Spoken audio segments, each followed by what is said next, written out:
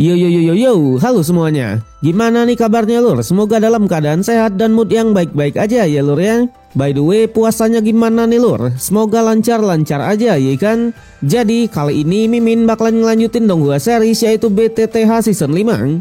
Dan buat teman-teman yang mungkin baru gabung, Mimin saranin untuk nonton bagian sebelumnya dulu. Linknya ada di deskripsi. So sebelum kita lanjut, bolehlah ya untuk di subscribe tipis-tipis agar kalian tidak ketinggalan video-video berikutnya. Oke, nggak usah berlama-lama lagi, siapkan kopi, luruskan kaki, hormati gurumu, sayangi temanmu, cintai pacarmu, itulah tandanya kita masuk ke intro. Let's go.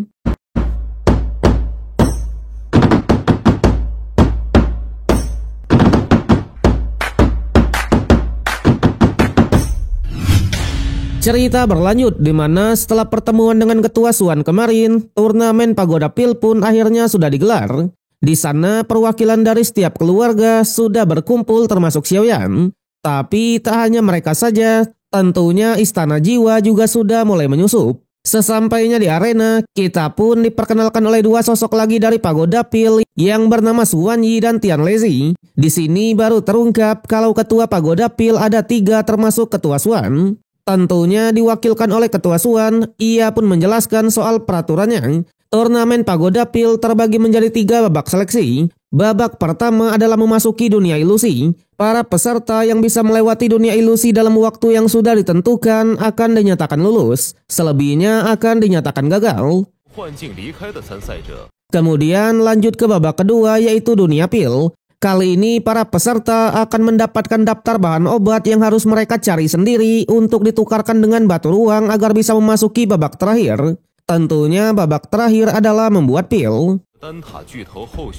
Dijelaskan juara pertama tak hanya mendapatkan kauta calon master di Pagoda Pil, melainkan juga akan mendapatkan sebuah catatan kuno dari pelatihan jiwa kuno yang memungkinkan mereka untuk menembus alkemis tingkat 8 atau 9. Mendengar itu, semua pun langsung semangat termasuk Xiaoyan itu sendiri. Pada akhirnya, tanpa berlama-lama, babak pertama pun resmi dimulai. Dalam sekejap, semua alkemis pun memasuki portal dari dunia ilusi. Di sana, Master Tian pun hanya bilang kalau Istana Jiwa pasti sudah mengirimkan perwakilannya. Bagaimanapun, api bara 3000 adalah salah satu api surgawi yang sangat langka. Namun untuk Ketua Suan, alih-alih fokus kepada Istana Jiwa, ia malah sangat penasaran dengan Xiaoyan selaku murid dari Guru Yao Lao. Statement barusan membuat Master Suan Yi pun cukuplah kaget. Terlebih lagi, menurut informasi dari Xiaoyan, tubuh roh dari Guru Yao Lao sudah jatuh ke tangan dari Istana Jiwa. Oleh sebab itulah, Ketua Suan memerintahkan setelah turnamen selesai, mereka harus membantu mencari keberadaannya. Tapi di sana Master Suan Yi hanya bilang kalau itulah resiko dari keputusannya dulu yang memutuskan untuk meninggalkan Pagoda Pil. Ternyata Guru Yao Lao adalah tipe orang yang suka dengan kebebasan. Karena itulah ia memutuskan untuk tetap berkeliling benua meskipun sudah diincar. Mendengar itu, kedua master yang lain hanya tersenyum tipis. Faktanya Master Suan Yi lah yang paling mengkhawatirkan Guru Yao Lao. Di sini baru terungkap kalau Master Suan Yi ini memiliki hubungan spesial dengan Guru Yao Lao, ya kan? Waduh. Pada akhirnya Master Suan Yi hanya bilang setelah turnamen nanti ia harus bertemu dengan Xiaoyan. Kembali ke turnamen, di sana layaknya dunia ilusi, setiap ilusi dari para peserta semuanya berbeda-beda. Ada yang tentang cewek, tentang harta, dan tentang teknik. Namun spesial untuk Xiaoyan, ilusinya adalah tentang orang-orang di sekitarnya, dari Cailin hingga guru dan ayahnya. Menariknya, ilusi ini benar-benar sangatlah nyata dan bisa berkomunikasi layaknya di dunia nyata. Di sana, Xiaoyan, ayah dan gurunya divisualisasikan sedang memancing dan menikmati waktu bersama. Hingga mereka pun ditelan oleh seekor hiu yang besar yang membuat Xiaoyan pun akhirnya sadar kalau ini adalah sebuah ilusi. Meski begitu, Xiaoyan tetap saja kesulitan untuk menghadapinya. Apalagi ilusi yang tadinya menyenangkan seketika malah berubah menjadi kenyataan pahit. Terdengar suara seseorang yang menyebutnya sebagai orang yang tidak berguna. Faktanya, Xiaoyan tak bisa melindungi ayah dan gurunya. Perkataan tersebut sangat menghantui pikiran Xiaoyan yang hanya mengingat momen-momen sedihnya saja. Sampai pada akhirnya, ketika ia sudah pasrah ditelan oleh dunia ilusi, di saat itu jugalah Xiaoyan teringat lagi dengan kata-kata penyemangat dari dua ayangnya serta ayah dan gurunya. Alhasil tak butuh waktu yang lama, Xiaoyan bisa bangkit dari keterpurukan dan berhasil keluar dari dunia ilusi. Dengan ini, Xiaoyan langsung dinyatakan lulus dan dikirim ke dunia pil sebagai tempat dari babak kedua.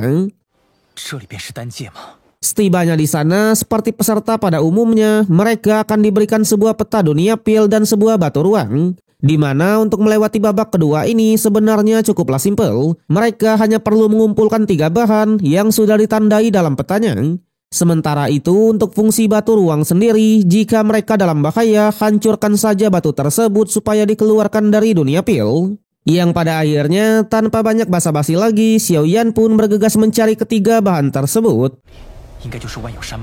Bahan pertama yaitu ginseng kuning 100 tahun bisa ia dapatkan dengan begitu mudah. Bahan kedua, giok jantung bumi juga bisa didapatkan dengan mudah.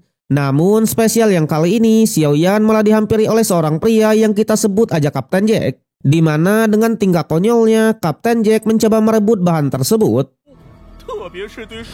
Sayangnya hanya dalam sekejap saja, Kapten Jack harus diluluh lantahkan oleh boneka siluman, ya kan? Waduh.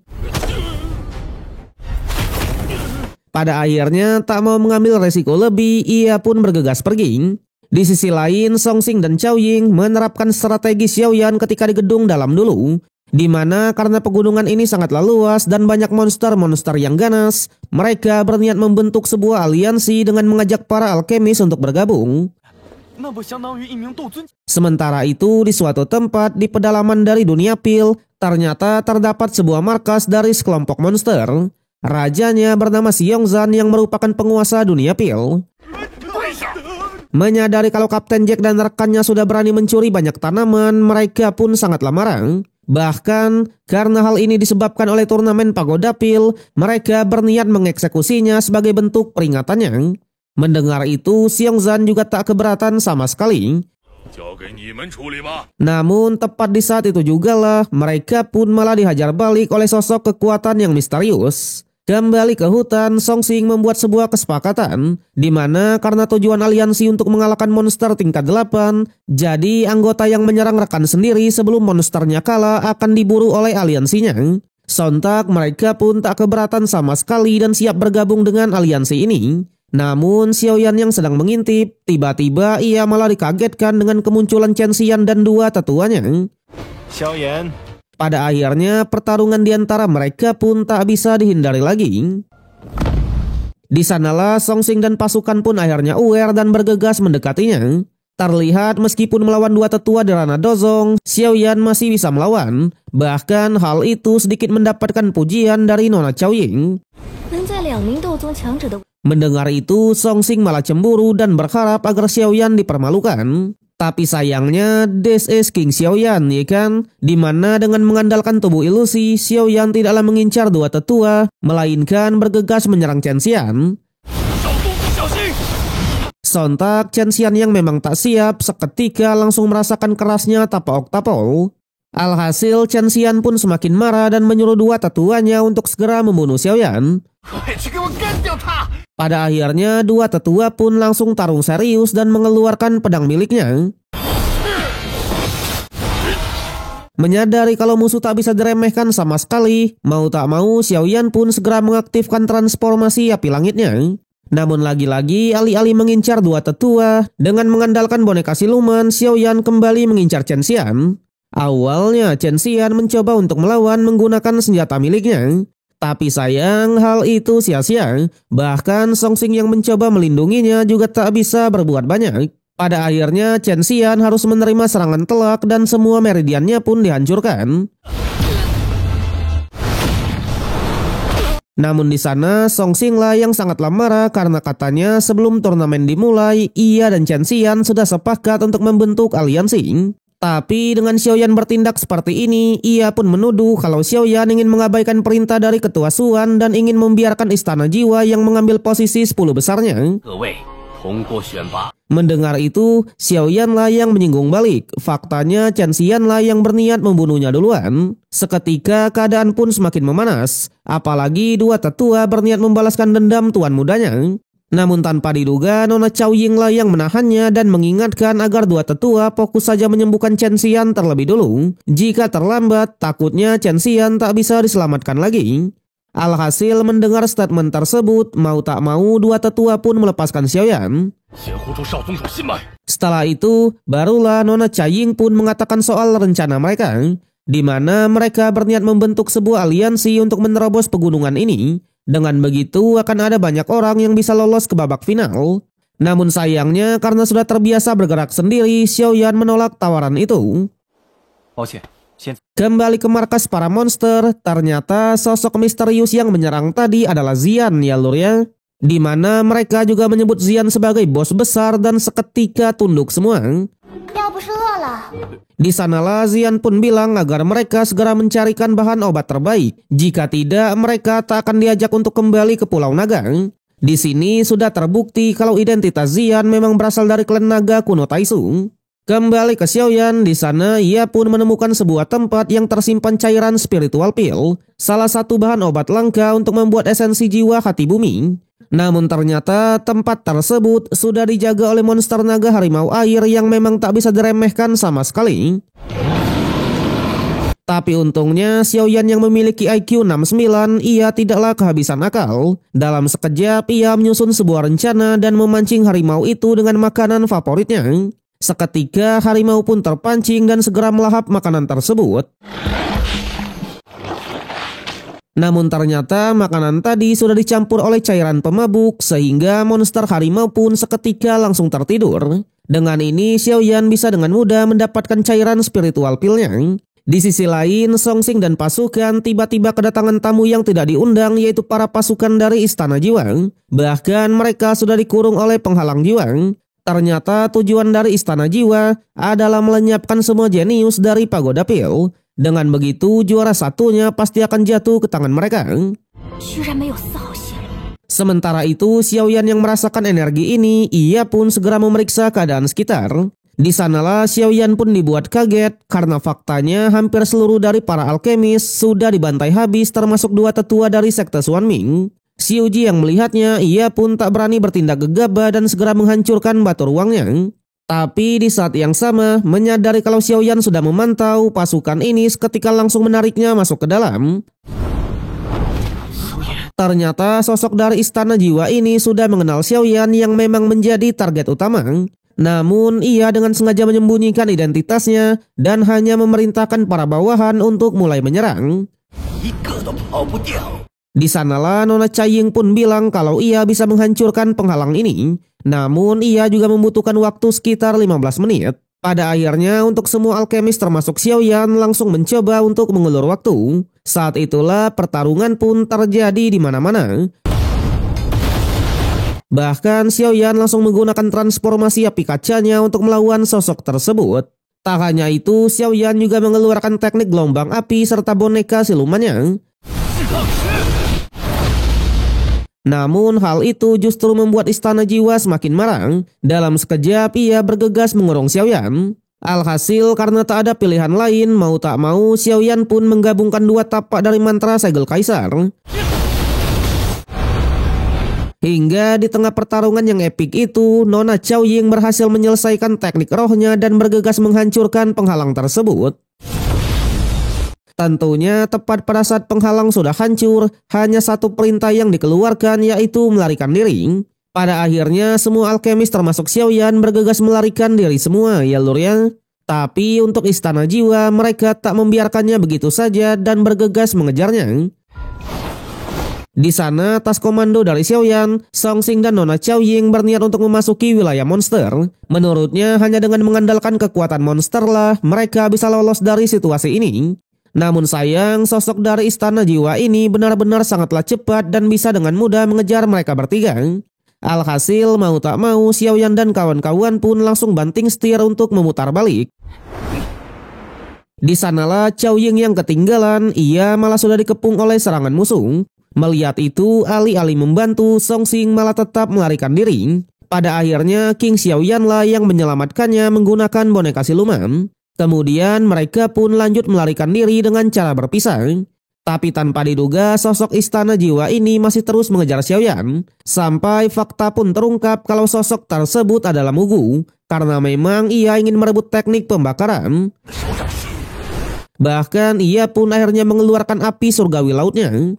Yang pada akhirnya Xiaoyan tak mau bermain-main lagi. Ia segera menggunakan transformasi api putihnya dan masuk ke mode uban. Dalam sekejap, kemampuan Xiaoyan pun meningkat pesat, memberikan serangan beruntun kepada Mugu. Namun sayangnya, di hadapan dari seseorang di ranah Dozun, Xiaoyan mode uban tetap tak bisa berbuat banyak. Bahkan meskipun sudah mengeluarkan teknik tapak kaisar, hal itu sia-sia dan malah Xiaoyan lah yang dibuat tersudut. Untungnya di saat keadaan kritis, tiba-tiba Xiongzhan selaku raja dari wilayah monster malah membantu Xiaoyan. Disinilah baru terungkap kalau Xiongzhan ini juga sudah di ranah Dozun. Tentunya tak hanya dirinya saja, The Big Boss Xian akhirnya menunjukkan diri. Sontak Xiaoyan lah yang kali ini dibuat kaget dan sedikit bertanya-tanya kenapa Xian bisa ada di sini. Namun karena keadaan masih seperti ini, mereka tak ada waktu untuk mengobrol. Sebaliknya Xian langsung menyuruh Xiongzhan untuk segera melawan Mugu. Seketika pertarungan pun beralih antara Xiongzhan dan Master Mugu.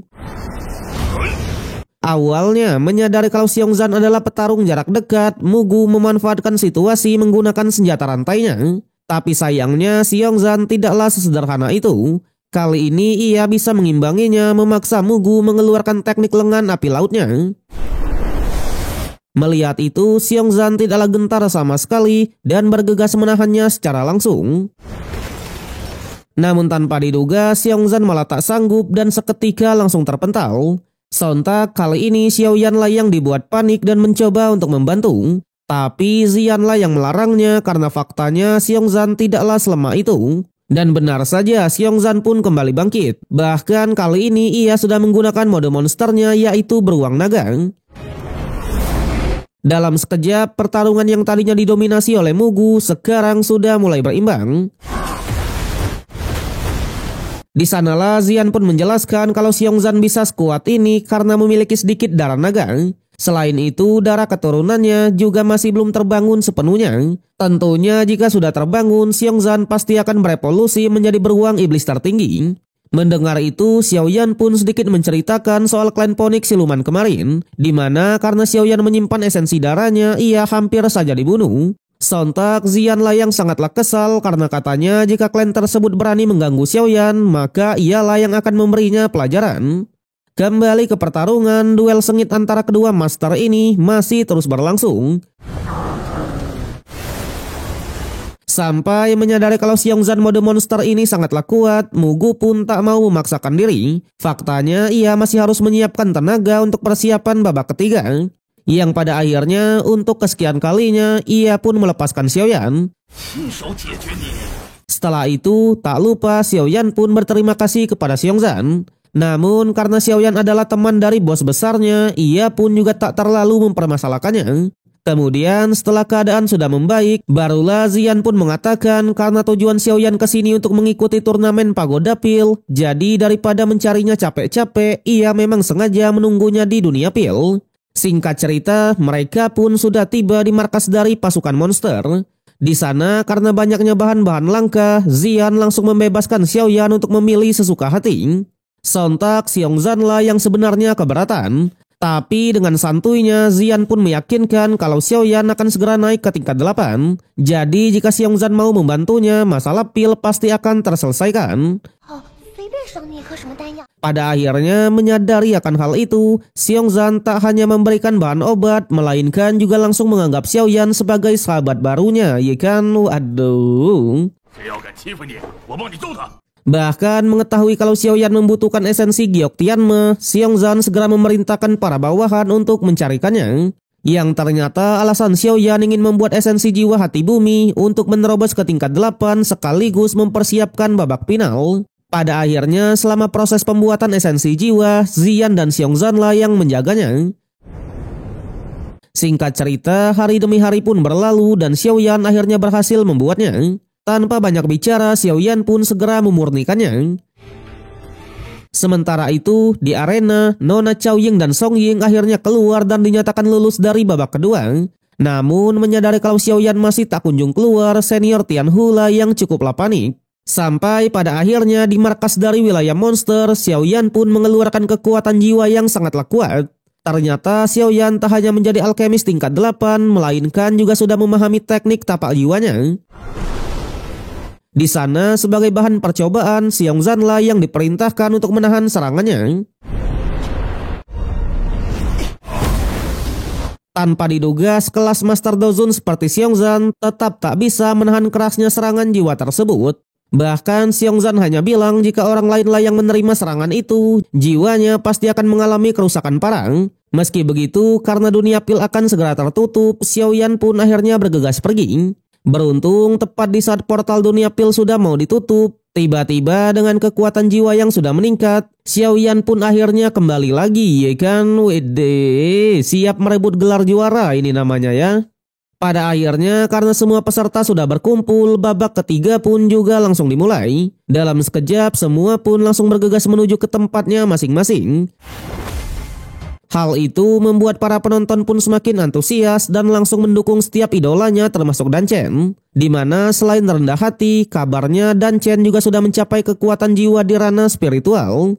Namun sebagian penonton tetap mendukung Nona Cao Ying selaku murid dari Ketua Xuan. Kemudian dijelaskan babak ketiga ini tak ada aturan khusus, melainkan hanya menciptakan pil saja. Tentunya penilaian akan ditentukan oleh tingkat dan kualitas dari pil tersebut, yang pada akhirnya tanpa berlama-lama, babak terakhir pun resmi dimulai. Ternyata Xiao Yan ingin menciptakan pil peleburan darah tulang selaku pil tingkat 7 tertinggi yang juga dapat berevolusi menjadi pil tingkat 8. Tentunya pil ini juga lah yang merupakan harapan terakhir untuk membangkitkan Guru Yao Lao. Tapi di saat yang sama, Nona Cao Ying pun langsung menunjukkan api merahnya. Api ini bukanlah api surgawi, melainkan adalah api siluman darah selaku api buatan dari 1000 darah monster elemen api. Jelas dari segi kualitas sudah hampir setara dengan api surgawi. Namun Mugu yang menjadi satu-satunya perwakilan dari Istana Jiwa juga tak mau kalah. Ia langsung mengeluarkan api surgawi lautnya.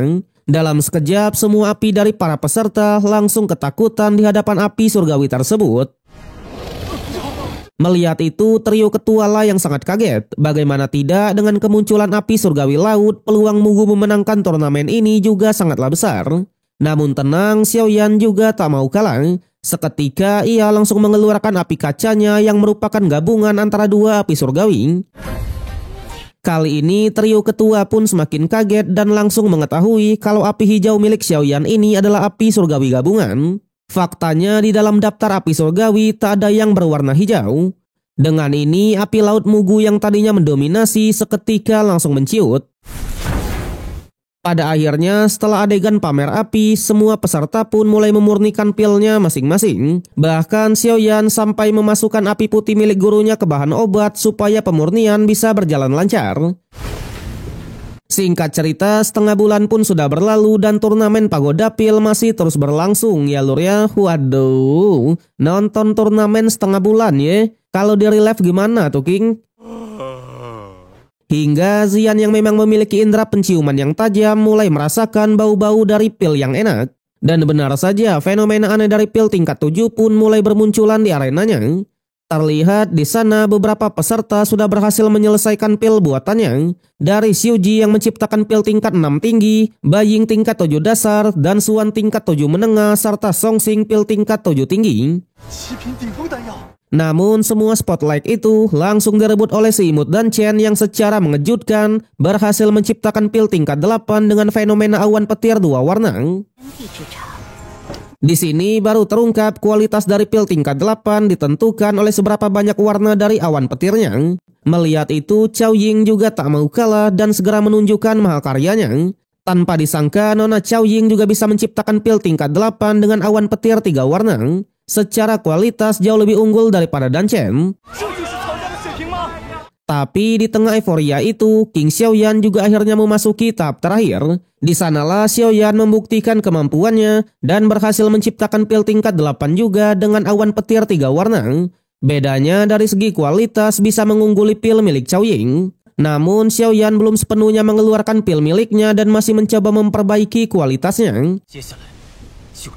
Meski begitu, semua orang pun langsung terdiam, terpesona dengan keahlian dari King kita. Bahkan di meja juri, Master Xuan Yi hanya bilang kalau Ketua Xuan lagi-lagi kalah dari Guru Yao Lao. Sementara itu, dengan senyum tipisnya, Mugu pun hanya mengatakan jika kemampuan Xiaoyan hanya begitu saja, maka juara 1 akan jatuh ke tangannya. Ternyata Mugu berhasil menciptakan pil tingkat 8 dengan awan petir 4 warna yang jauh melampaui Chao Ying ataupun Xiaoyan. Sontak trio ketua yang melihatnya benar-benar kaget. Bagaimana tidak, gelar juara pasti jatuh ke tangan Istana Jiwa. Bahkan Master Tian langsung berniat untuk menyerang Mugu diam-diam. Faktanya jika Istana Jiwa memenangkan turnamen ini, maka reputasi Pagoda Pil akan hancur berantakan. Namun Ketua Xuan lah yang menghentikannya. Menurutnya jika mereka melakukan itu hanya akan memicu peperangan berdarah saja. Jadi daripada bertindak gegabah, lebih baik mereka berharap kepada Xiaoyan yang masih belum menyelesaikan proses pembuatannya. Di sana di arena melihat temannya yang berjuang mati-matian, Ziyan pun langsung bersorak untuk menyemangatinya. Saat itulah Xiaoyan teringat dengan obrolannya bersama dengan gurunya dulu, di mana masih ada satu cara terakhir untuk meningkatkan kualitas pil yang sudah jadi. Cara ini hanya bisa digunakan oleh alkemis tingkat 8 dan disebut sebagai teknik peningkat spiritual ciptaan dari Guru Yao Lao. Pada akhirnya, tanpa banyak bicara, demi memenangkan turnamen yang bergengsi, Xiaoyan segera menggunakan teknik tersebut. Dalam sekejap, Mugu yang tadinya sudah tertawa puas seketika dibuat mingkem kembali. Faktanya, Xiaoyan sudah mengeluarkan api roh dingin milik gurunya upaya menggunakan teknik peningkat spiritual. Saat itulah suasana yang tadinya normal langsung dibuat dingin. Bahkan trio ketua lagi-lagi memuji Guru Yao Lao yang sudah berhasil menciptakan murid sehebat ini. Apalagi tindakan Xiaoyan ini membuat mereka sedikit bernostalgia. Karena faktanya dulu Guru Yao Lao memenangkan turnamen pil juga menggunakan teknik peningkat spiritual. Sementara itu, menyadari kalau proses ini sangatlah beresiko tinggi, Xiaoyan segera menggunakan debu gioknya untuk meminimalisir kegagalannya. Pada akhirnya, dengan mengkombokannya dengan metode pengorbanan darah, King Xiaoyan berhasil menciptakan keajaiban dan mengubah pil tingkat 8-nya menjadi 5 warna dari awan petir. Dalam sekejap, Xiaoyan bisa mengungguli kualitas pil dari Mugu. Saat itulah semua penonton pun bersatu untuk mendukung Xiaoyan. Namun masalah baru pun kembali muncul karena faktanya fenomena petir dari pil seperti ini benar-benar sangatlah kuat. Bahkan saking kuatnya perangkat proyeksi petir milik Pagoda Pil sampai dibuat hancur dengan amukan petir naga ungu tersebut. Melihat itu, Mugu pun kembali tertawa tipis. Menurutnya, Xiaoyan tak akan bisa menahan dahsyatnya petir 5 warna. Namun tenang, saat semua sudah panik, bahkan Ziyan dan yang lain ingin turun ke arena. Seketika itu juga, Xiaoyan mengeluarkan boneka silumannya untuk menahan dahsyatnya petir tersebut. Tentunya seperti yang sudah dijelaskan kemarin bahwa petir dari fenomena pil bisa meningkatkan kekuatan dari boneka siluman. Pada akhirnya alih-alih mendapatkan kerugian, Xiaoyan malah untung besar. Faktanya boneka silumannya malah berhasil meningkat karena dozun, ya kan? Wede. Dan dengan ini juga lah pil peleburan darah tulang tingkat 8 berhasil diciptakan dengan sempurna. Seketika Master Xuan Yi pun teringat dengan Ayang Yao Lao karena katanya guru dan murid ini sama-sama sangatlah hebat. Sementara Xiaoyan sendiri sembari mengingat semua momen bersama dengan gurunya, Xiaoyan pun hanya bilang kalau ia sangat merindukannya. Pada akhirnya dengan keberhasilan Xiaoyan dalam menciptakan pil tersebut, turnamen Pagoda Pil pun juga resmi berakhir. Tentunya juara dari turnamen yang kali ini tak lain dan tak bukan adalah sang Maharaja Kanjeng tertinggi King Xiaoyan. Dalam sekejap, semua pun tertawa lepas termasuk Xiongzan yang sangat membanggakan sahabat barunya itu. Di sana dijelaskan juga sebagai juara pertama, Xiaoyan bisa menjadi calon petinggi di Pagoda Pil dan mendapatkan metode kultivasi jiwa yang diwariskan dari zaman kuno dahulu. Tapi yang paling penting, 10 besar dari turnamen ini akan memiliki kesempatan untuk menaklukkan api surgawi yang legendaris yaitu api bara 3000. Tentunya mereka hanya diberi waktu 2 hari untuk beristirahat sebelum pada akhirnya akan memasuki wilayah bintang untuk mencoba keberuntungannya. Setelah itu di ruangannya, Ketua Suan pun mengenalkan dua ketua yang lain yang salah satunya adalah ayang dari Guru Yaolau. Namun pembahasan pentingnya adalah soal api bara 3000, di mana karena mereka bertiga hanya bisa menunggu di luar, jadi Ketua Suan pun berharap agar mereka mau bekerja sama untuk mencegah tindakan licik dari Mugu. Bahkan ia sampai memberikan mereka sebuah mutiara. Jika Mugu berniat menghancurkan segel apinya, maka hancurkan saja mutiara ini. Dengan begitu mereka bertiga akan menerobos masuk ke dalam. Dan terakhir, demi keamanan bersama, khusus Xiaoyan, ia akan tinggal di pagoda pil sebelum memasuki wilayah bintang. Kemudian di ruangannya, Xiaoyan juga ditemani oleh Zian dan Dewi Tabib. Di sanalah Zian pun bilang kalau ia bisa membantu Xiaoyan untuk mendapatkan api bara 3000-nya. Tapi dengan satu syarat, Xiaoyan harus membuatkan banyak pil untuk dirinya, ya lor ya. Waduh, Zian ini termasuk GP ya, gila pil maksudnya. Tentunya Xiaoyan tak keberatan sama sekali dan langsung menanyakan soal idenya. Alhasil tanpa basa-basi, Zian pun langsung menunjukkan api bara 3000 yang versi kecil. Ternyata kembalinya ke klan kemarin memang untuk mencari tahu soal api bara 3000. Di sanalah Zian menemukan sebuah fakta kalau api bara 3000 memiliki kecerdasan seperti manusia. Dan oleh sebab itulah ia tak akan bisa ditaklukkan dengan mudah. Namun yang menjadi poin pentingnya, api bara 3000 yang ada di wilayah hitam pernah dipelihara oleh klannya. Diceritakan dulu senior dari klan naga kuno Taisu menemukan bibit kecil dari api bara 3000 dan ia sudah meninggalkan sebuah tanda naga di dalam tubuh dari api bara 3000. Mendengar itu, Xiaoyan pun sedikit mempertanyakan kenapa api bara 3000 malah disegel di pagoda pil. Sayangnya Zian juga tak mengetahui alasan detailnya. Yang ia tahu setelah seniornya menghilang, barulah api bara 3000 disegel di tempat ini. Namun tenang, meskipun api bara 3000 sudah ada pemiliknya, ternyata Zian sudah membawa darah naga kuno dari klannya, di mana ia langsung memasukkan darahnya ke tubuh Xiaoyan dan bahkan menyegelnya. Meski begitu, ketika memasuki wilayah bintang nanti, Xiaoyan tetap harus mencari cara untuk mengoleskan sisa darahnya ke dahi dari api bara 3000-nya. Dengan begitu, tanda naga yang sudah disegel oleh seniornya dulu akan aktif kembali dan peluang Xiaoyan untuk menaklukkannya juga akan semakin besar. Apalagi darah naga yang ia berikan ini levelnya jauh lebih tinggi daripada darah yang diberikan oleh senior itu. Namun cara ini juga memiliki resikonya tersendiri. Jika gagal, Xiaoyanlah yang bisa saja dikendalikan.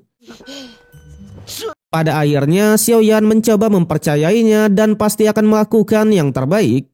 Setelah itu di aula utama pagoda pil, para peserta 10 besar pun sudah berkumpul. Tak hanya itu, kita pun juga diperkenalkan oleh Tetua Xiuling selaku orang yang akan membawa mereka memasuki wilayah hitam. Tentunya Tetua Xiuling langsung menegaskan di wilayah hitam nanti mereka harus mengikuti perintahnya. Jika ada yang melanggar akan dibunuh di tempat. Yang pada akhirnya trio ketua pun segera membuka pintu masuknya. Yang ternyata alasan 3 ketua tak bisa masuk ke dalam karena mereka harus menjaga pintu masuknya agar api bara 3000 tidak keluar dari wilayah tersebut. Sementara itu di wilayah bintang, akhirnya mereka pun tiba di tempat dari api bara 3000 yang kita sebut sebagai Bang Naga aja, ya kan? Diceritakan kalau Bang Naga sudah tertidur selama bertahun-tahun dan sudah disegel oleh sebuah rantai besar. Meski begitu, karena Xiaoyan adalah juara pertama, jadi Xiaoyanlah yang akan mencoba pertama kali untuk menaklukkannya. Dijelaskan Xiaoyan hanya perlu meletakkan tangannya di dahi dari Bang Naga yang memang sudah tersegel oleh para ketua. Di sanalah baru mendekat saja Xiaoyan sudah mengakui kalau api bara 3000 jauh lebih kuat daripada 2 api miliknya. Pada akhirnya tanpa berlama-lama ia pun segera meletakkan tangannya di dahi dari monster tersebut. Dalam sekejap Xiaoyan pun langsung dibawa ke ruang kesadaran dari Bang Naga.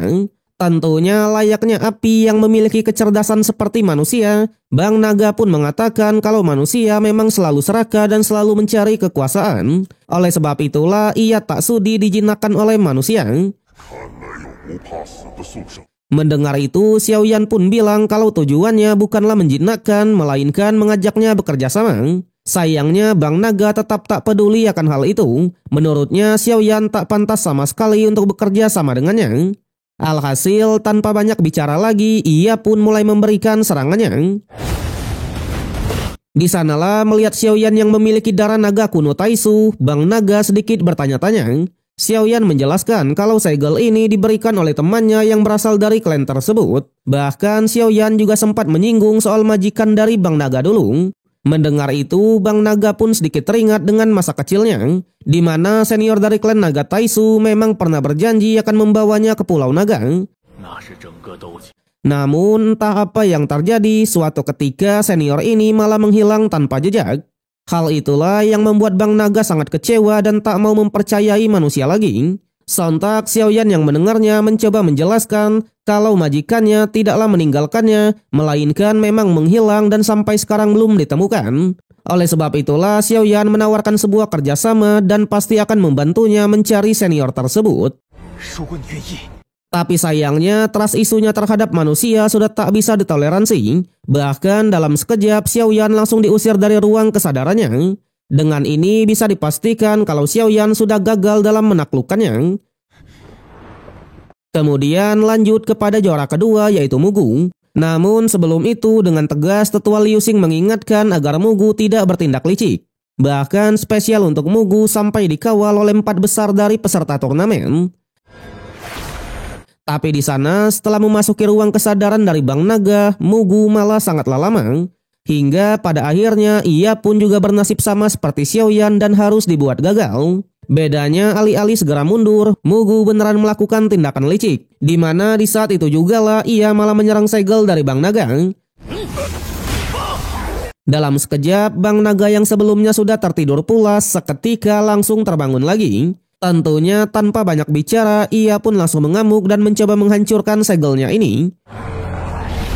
Melihat itu, Tetua Liu Xing pun segera memerintahkan mereka untuk menghancurkan mutiaranya agar para ketua bisa masuk ke dalam. Sementara ia sendiri akan mencoba memperkuat segel di dalam. Sayangnya di saat itu jugalah 2 murid malah merebut mutiaranya. Ternyata 2 murid ini adalah orang dari Istana Jiwa yang sedang menyamar.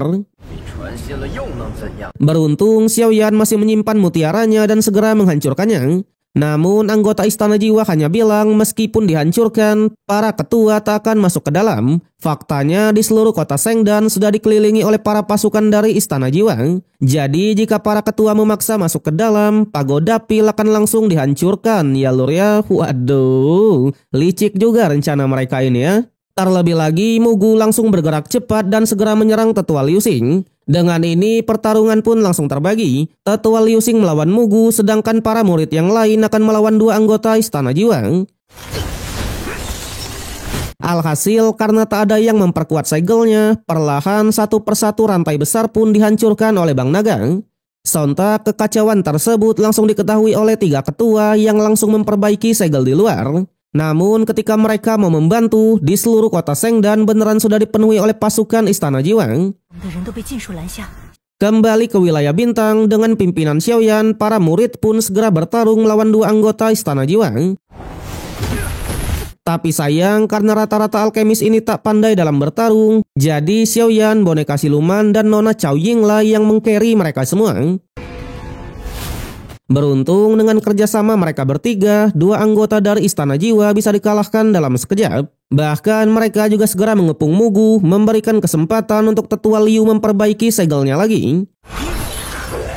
Namun sayangnya karena sudah banyak segel yang terlepas, Tetua Liu Xing tak bisa mempertahankan segel tersebut. Sehingga untuk pertama kalinya, Bang Naga sebagai api bara 3000 akhirnya terlepas dari segelnya. Ya lur ya, waduh. Bahkan ia pun menegaskan sekarang adalah gilirannya untuk membalaskan tindakan dari Pagoda Pil. Sementara itu Mugu malah mengucapkan selamat kepada Bang Naga. Ternyata alasannya sangat lama berada di ruang kesadaran tadi karena Mugu sudah membuat kesepakatan untuk membebaskannya. Namun sayangnya Bang Naga yang memang tak percaya dengan siapapun, kali ini ialah yang berkhianat dan tak akan menepati janjinya kepada Mugu. Mendengar itu, Mugu pun sangatlah marah dan segera menghancurkan giok ruang untuk memanggil para pasukannya. Alhasil, seketika itu juga beberapa master dari Istana Jiwa pun akhirnya muncul, di mana tujuan mereka hanyalah satu, yaitu mendapatkan sumber dari api bara 3000-nya. Sontak menyadari kalau Bang Naga akan menghadapi 4 dozun, kali ini Xiaoyan lah yang cukup panik. Namun Tetua Liu tetap mengingatkan agar mereka tidak bergerak sebelum 3 ketua datang ke sini. Dengan ini, pertarungan antara Bang Naga melawan 4 master dari Istana Jiwa tak bisa dihindari lagi. Di sana 4 pasukan ini langsung menggunakan formasi jiwa penelan roh untuk menangkap naga tersebut. Tapi sayang, Bang Naga tidaklah sesederhana itu. Dalam sekejap ia langsung bisa meloloskan diri. Meski begitu, pasukan Istana Jiwa juga menolak untuk menyerang. Kali ini mereka sampai menggunakan teknik kunci jiwa sejati. Dijelaskan teknik ini adalah menggabungkan jiwa menjadi satu untuk menciptakan sosok monster yang kuat, di mana jika master terluka, maka ketiga pasukan ini juga akan terluka. Namun berbeda dari sebelumnya, penggabungan master ini benar-benar sangatlah kuat. Bahkan sekelas Bang Naga seketika langsung terkunci pergerakannya. Pada akhirnya Mugula yang memanfaatkan kesempatan itu untuk mengambil sumber apinya. Namun tepat pada saat Mugu mau mengambilnya, Bang Naga malah dengan sengaja melepaskan sumber apinya untuk memberikan serangan balik. Dalam sekejap, Bang Naga pun bisa lolos dari formasi mereka. Tapi karena hal itu jugalah membuatnya memasuki kondisi lemah. Sontak baik Istana Jiwa ataupun Xiaoyan dan Tetua Liu, mereka sama-sama bergerak untuk menangkapnya. Namun tanpa diduga, meskipun dalam kondisi lemah, kekuatan dari Bang Naga tetap saja sangatlah besar. Terbukti dengan sedikit gocekan manja, ia bisa mengecoh semua musuh dan berhasil membunuh salah satu dari master tersebut.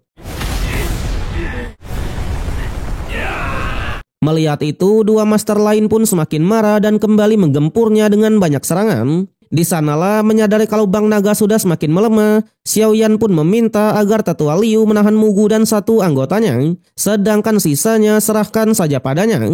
Pada akhirnya pertarungan pun memanas lagi. Boneka siluman mencoba menahan 1 anggota Istana Jiwa, sementara Xiaoyan bergegas menaklukkan api bara 3000-nya. Ternyata Xiaoyan sudah memiliki rencana sendiri, di mana ia segera melemparkan banyak energi es untuk membekukan naga tersebut. Dan setelah naga membeku, barulah Xiaoyan melemparkan darah naga Taisu pemberian Zian kemarin tepat di dahi dari Bang Naga. Dengan ini segelnya pun aktif kembali dan Xiaoyan lagi-lagi dibawa masuk ke ruang kesadarannya. Meski begitu, Bang Naga tetap tak mau tunduk dengan manusia dan melakoni pertarungan jiwa. Melihat itu, Mugu pun tersenyum tipis. Faktanya dengan mereka melakoni pertandingan jiwa, maka kesempatan untuk menangkap Xiaoyan sudah terbuka lebar. Bahkan tanpa banyak bicara, ia pun berniat mengganggu pertarungan itu.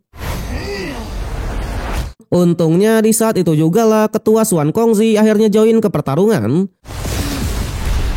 Alhasil menyadari kalau rencana di luar sudah gagal, Mugu dan pasukan pun tak mau bertindak gegabah dan segera memerintahkan untuk segera mundur. Tapi sayangnya meskipun berhasil kabur, ketiga master ini tetap terkena serangan telak dari teknik tapak Ketua Xuan.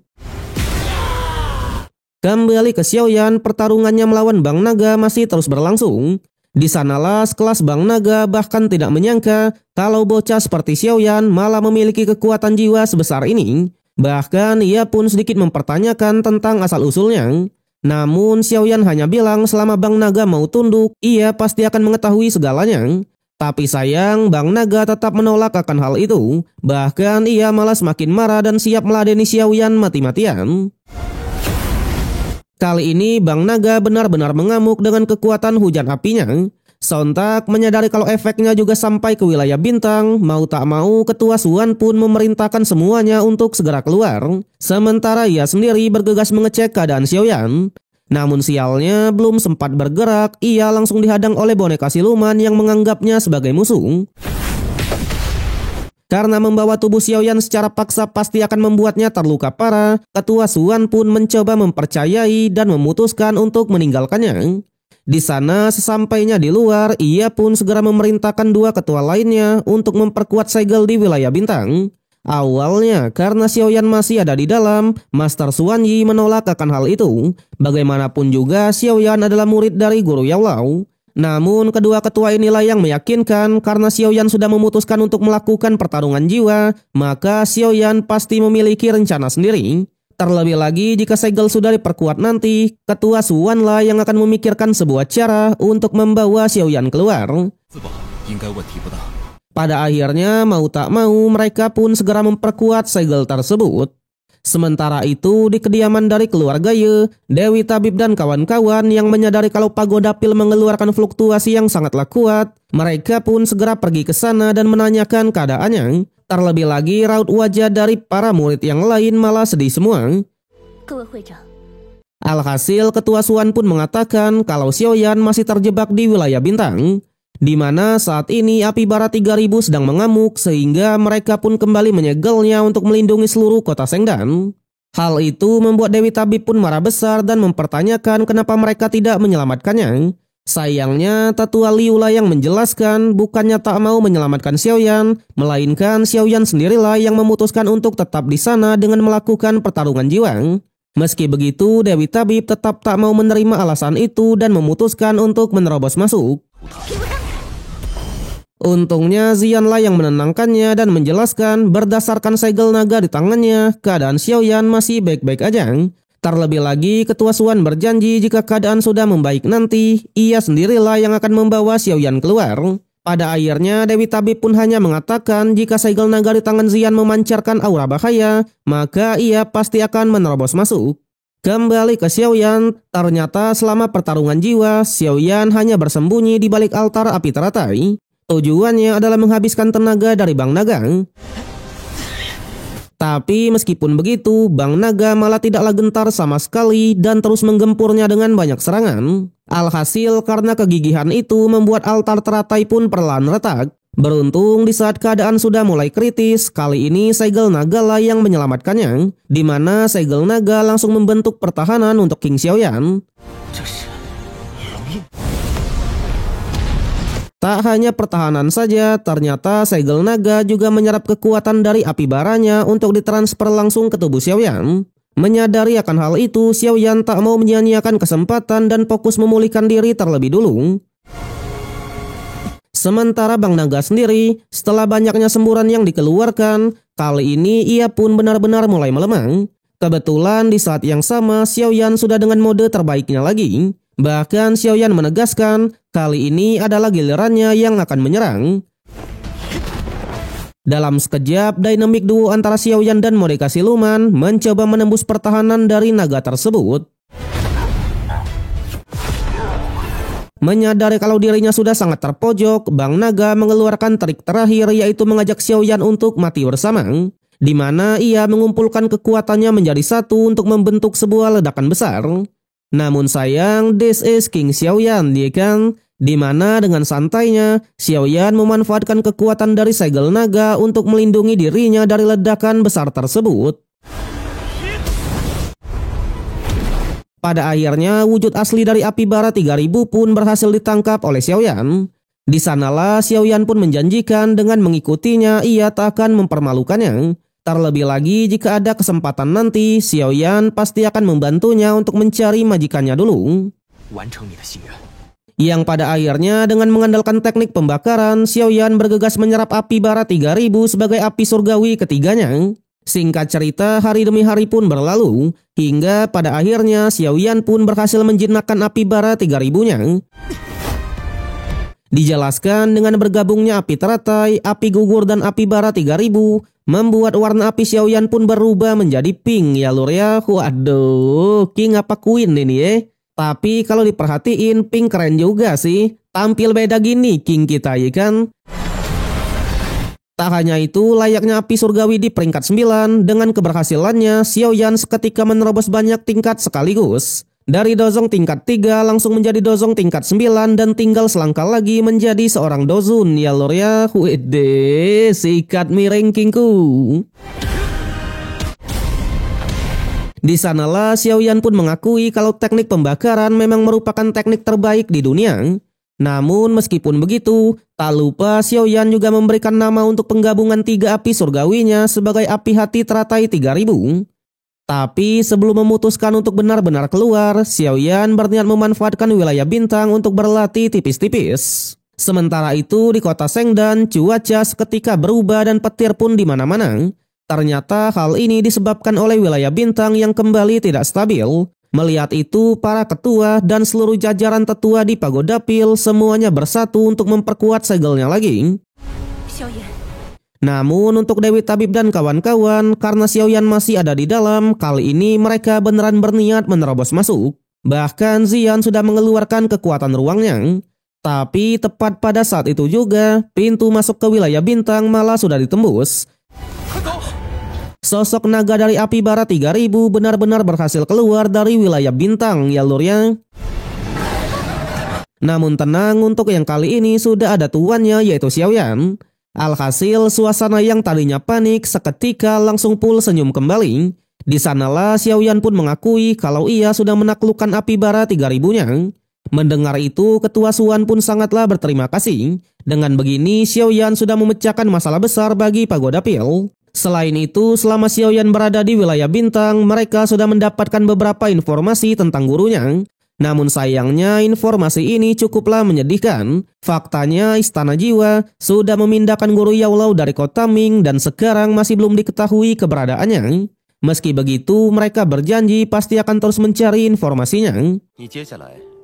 Sementara itu di sekte Tianming, kita pun diperkenalkan oleh tuan mudanya yang bernama Yi Chen, di mana ia dihampiri oleh Chen Tianran selaku ayah dari Chen Xian. Tentunya tujuannya hanya satu, yaitu meminta bantuan untuk membalaskan dendam dari anaknya yang sudah dibunuh oleh Mugu ketika berada di dunia pil. Sayangnya Yi Chen hanya bilang kalau sekte Tianming sudah menjalin kerjasama dengan Istana Jiwang. Jadi masalah dendam anaknya tak bisa diselesaikan. Sebaliknya, karena sebelum dibunuh Mugu Chen Xian sempat bertarung melawan Xiaoyan, Yi Chen pun malah menjadikan Xiaoyan sebagai kambing hitamnya.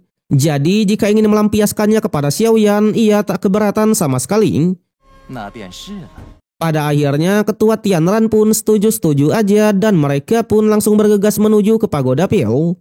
Sementara itu di Pagoda Pil, Xiaoyan sedang mencoba kekuatan barunya. Di mana menjadikan senior Tianhu sebagai lawan bertanding, Xiaoyan mencoba kekuatan dari segel pembuka gunung dan segel pengguncang bumi.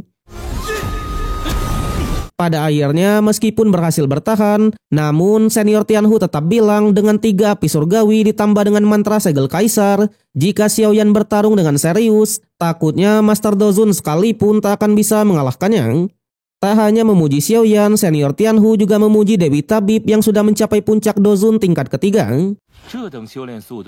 Mendengar itu, Dewi Tabib pun memuji balik. Faktanya, meskipun senior Tianhu belum bisa memulihkan semua kekuatannya, tapi ia sudah bisa beradaptasi dengan sangatlah cepat. Di sini baru terungkap kalau rana asli dari senior Tianhu adalah Master Dozun tingkat ketiga. Mendengar itu, Xiaoyan segera memberikan pil pooling yang dapat membantu seseorang mengembalikan kekuatannya. Bagaimanapun senior Tianhu sudah banyak membantunya. Jadi anggap saja pil ini sebagai hadiah darinya. Sontak tanpa banyak bicara, dengan senang hati senior Tianhu pun menerimanya. Tak lupa Xiaoyan juga memberikan jatah pil untuk sang Big Boss Xian, ya kan? Waduh. Kemudian Dewi Tabib pun memberikan sebuah surat yang katanya berasal dari kerajaan Jiamang. Ternyata surat tersebut dari 2 kakaknya, di mana mereka menanyakan kabar Xiaoyan yang memang sudah lama tidak bertemu. Selain itu, kakaknya juga menceritakan perkembangan pesat dari Aliansian. Semenjak di bawah kepemimpinan dari Cailin, Aliansian sudah menjadi penguasa di wilayah barat laut, di mana setiap sekte yang datang ke sini tujuannya untuk bekerja sama. Terlebih lagi, Hai Bodong yang sekarang juga sudah resmi menembus kerana Dozong.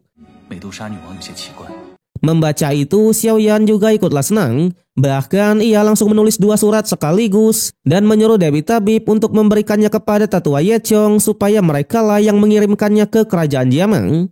Namun di saat yang sama, Tetua Liu pun mengabarkan kalau ketua sekte Suanming sudah membawa banyak pasukan untuk melawan Xiaoyan. Benar saja di depan Pagoda Pil, Ketua Tianran menuntut agar Tetua Liu mau menyerahkan Xiaoyan. Bagaimanapun ia ingin membalaskan dendam anaknya. Tak hanya Ketua Tianran, Yi Chen juga akhirnya muncul dan dengan liciknya menyinggung soal juara pertama di Pagoda Pil. Jadi tujuannya bukanlah membantu membalaskan dendam, melainkan ingin menantang Xiaoyan sebagai juara di turnamen Pil. Mendengar itu, para wargalah yang sedikit kesal. Bagaimana tidak jika Xiaoyan tidak keluar, maka hal ini bisa merusak reputasi dari Pagoda Pil. Sampai singkat cerita, di tengah bacotannya itu, Xiaoyan pun keluar dan dengan senang hati menerima tantangannya. Bahkan Xiao Yan tak mau berlama-lama dan segera membawa mereka untuk bertarung di pegunungan. Pada akhirnya duel antara Xiao Yan melawan Yi Chen pun tak bisa dihindari lagi. Sayangnya, Yi Chen yang digadang-gadangkan sangatlah kuat di hadapan King Xiao Yan malah tak bisa apa-apa. Semua serangannya bisa ditahan dengan begitu mudah. Bahkan teknik tombak 7 pembunuhnya malah hanya dipermainkan oleh King Xiao Yan. Hal itu membuat para penonton pun cukup kecewa. Faktanya Yi Chen malah tak bisa memberikan perlawanan sama sekali. Sontak Yi Chen pun sangatlah marah dan akhirnya mengeluarkan teknik terkuatnya yaitu tangan Asura Tianming. Melihatnya, Xiao Yan akhirnya mengetes kekuatan dari 3 teknik mantra segel kaisar, di mana Xiao Yan menggabungkan ketiga tapaknya menjadi satu untuk menghadapi teknik Asura itu. Pada akhirnya, tuan muda Yi Chen yang sok-sokan langsung menjadi tuan muda geprek ya lur ya. Waduh, inilah akibatnya jika berani menantang sang raja ya. Tapi ketua Tianran tetap menolak untuk menyerah dan mencoba menyerang Xiao Yan diam-diam. Beruntung sebelum sempat menyerang Xiao Yan, kali ini giliran Master Xuan Yila yang turun tangan dan bergegas menyelamatkannya. Pada akhirnya, karena salah satu ketua sudah turun tangan, mereka pun langsung bergegas pergi. Meski begitu, keduanya sama-sama mengancam kalau mereka tak akan melupakan masalah ini. Setelah itu, dengan tatapan seriusnya, Master Xuan Yi pun mengajak Xiao Yan untuk mengobrol. Faktanya, mereka sudah mendapatkan informasi terbaru tentang gurunya. Ternyata setelah melakukan penyelidikan, mereka menemukan satu cabang dari Istana Jiwa yang berada di Pegunungan Arwah, di mana Guru Yao Lao seharusnya dipindahkan ke tempat itu. Dijelaskan Pegunungan Arwah sendiri merupakan salah satu tempat paling berbahaya di wilayah Zhongzhou. Selain pegunungannya yang sangatlah dingin, para monster di sana juga sangatlah sulit dihadapi. Dikatakan juga cabang tersebut sudah dijaga oleh 5 master di ranah Dozun. Mendengar itu, Xiao Yan juga tak keberatan sama sekali. Faktanya ditambah dengan Master Feng, mereka pasti bisa memberikan perlawanan. Tapi meskipun begitu, Zian tetap sangatlah kesal. Faktanya di saat genting seperti ini, Xiongzhan malah menghilang tanpa kabar. Sementara trio ketua sendiri, mereka pun langsung meminta maaf karena katanya mereka hanya bisa membantu mencari informasi saja.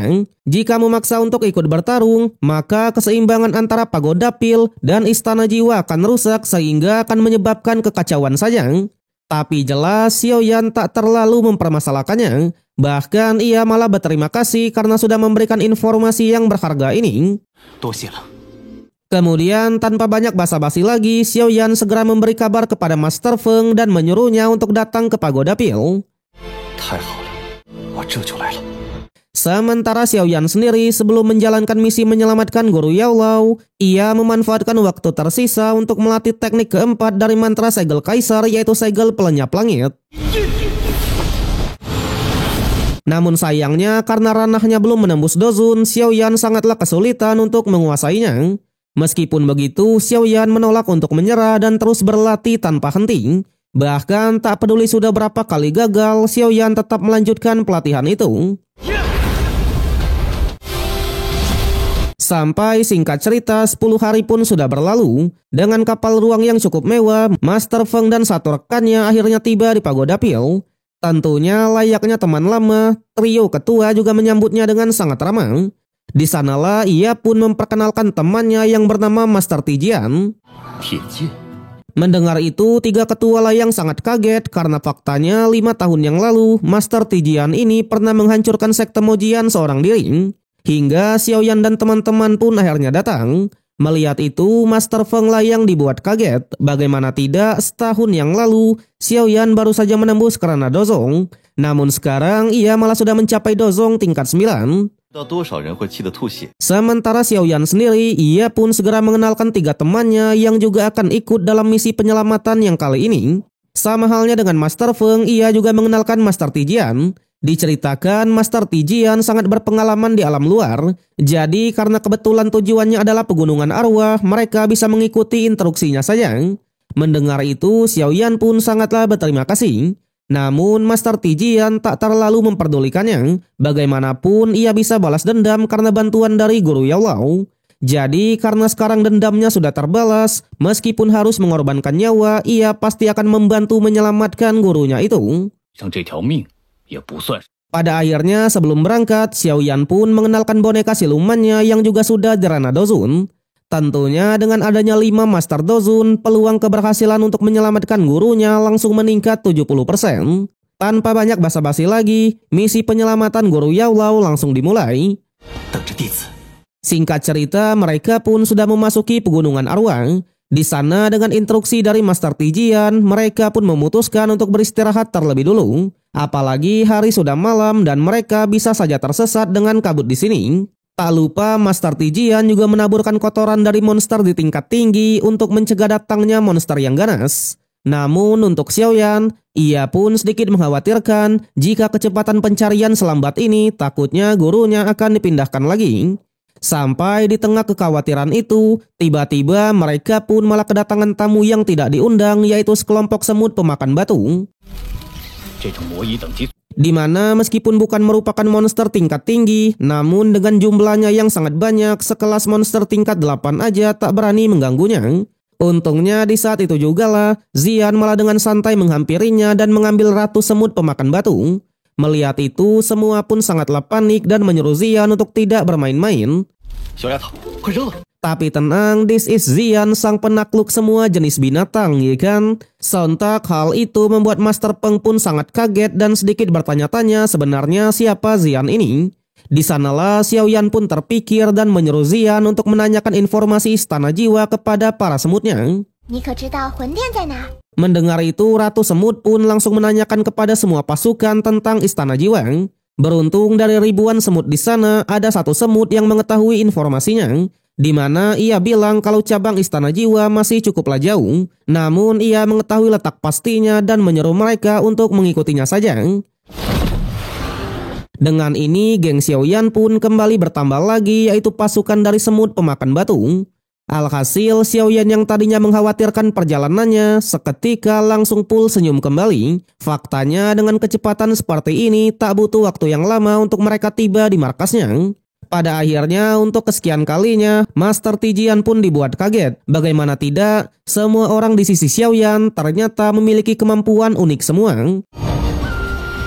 Dan terakhir, sebelum ditutupnya video ini, kita pun diperlihatkan keadaan dari guru Yao Lao yang sudah terkurung dan tak bisa berbuat banyak ya lur ya. Waduh.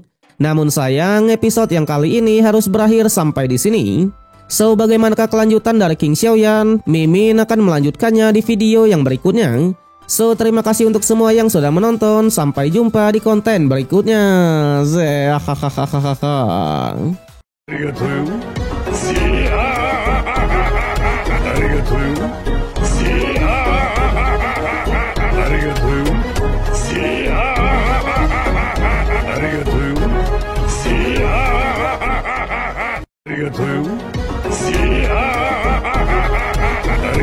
Arigatou.